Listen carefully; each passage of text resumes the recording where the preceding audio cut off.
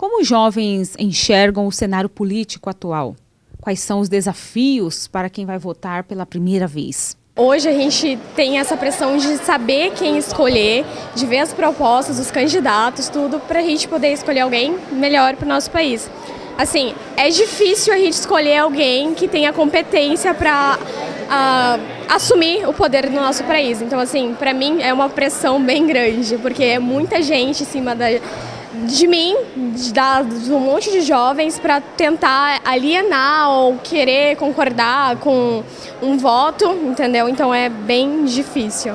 Cerca de 45 milhões dos eleitores brasileiros são jovens e boa parte deles, como esses jovens aqui, vão votar nas eleições de 2018 pela primeira vez. Por isso, essa escola particular aqui em Cuiabá resolveu fazer um debate para ajudá-los na escolha dos seus candidatos. E por isso, eles vão discutir hoje sobre política e democracia. O mediador do debate é o professor da Fundação Getúlio Vargas de São Paulo e também doutor em Sociologia, José Henrique Bortolucci.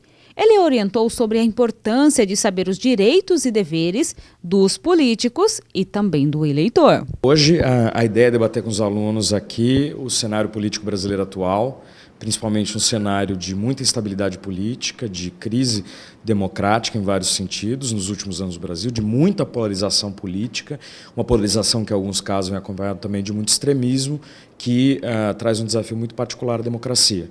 Então, esse cenário complexo é que eu vou discutir hoje com os alunos e, claro, como é que eles estão inseridos nesse universo da política e como eles podem participar de alguma forma. Há quase 2 semanas do povo brasileiro ir até as urnas escolherem seus candidatos, os jovens esperam fazer a diferença. Eles querem mudanças e querem vê-las acontecerem. A diferença, a discordância política não é um problema, né? Ela é parte fundamental da democracia. Em qualquer democracia tem que haver discussão, divisão, em alguns casos até polarização. Polarização é normal. O que é muito problemático para a democracia é quando a polarização encontra com o extremismo e o extremismo dá abertura para o ódio.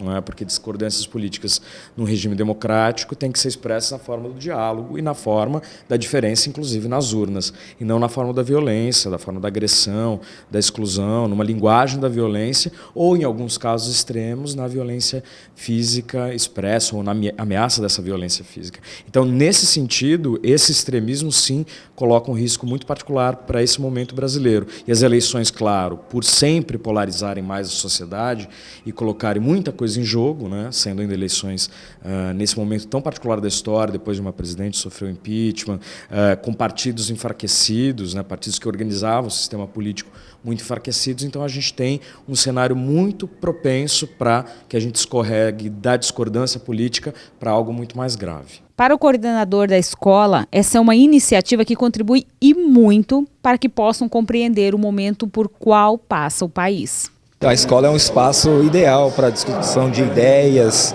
né?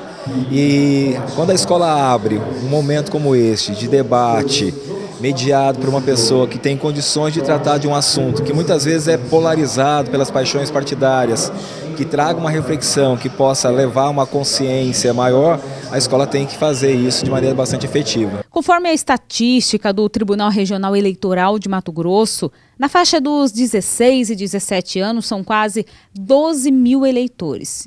E os jovens estão atentos e têm critérios definidos para escolherem seus candidatos. Como eu acredito seja o correto, tem que focar numa boa educação, uma boa saúde, uma boa economia, porque se não tiver essa economia não vai ter como propor uma saúde e uma educação digna para o resto da sociedade.